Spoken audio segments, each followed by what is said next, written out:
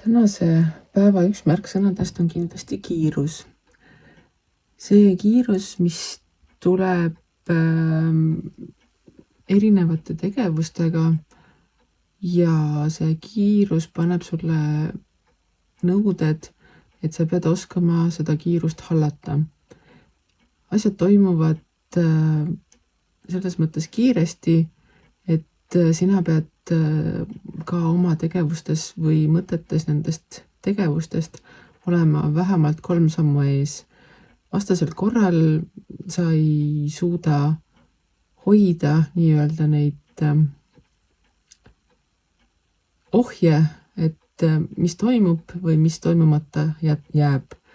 Ning sellest tulenevalt pead sa täna tegema kõik asjad oma sisemise kindluse ja tahtejõu baasilt just niimoodi, et sa ei laseks asjadel minna oma soodu.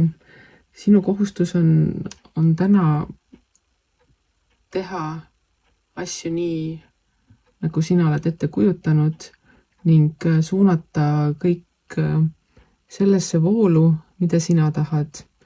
Sinu sees on see jõud olemas sellega tegelemiseks, lihtsalt sa pead enda tähelepanu sellele teadmisele suunama ning siis toimuvadki asjad kiiresti ja täpselt sinu plaanide järgi ning niimoodi, kuidas sina oled tahtnud ja otsustanud.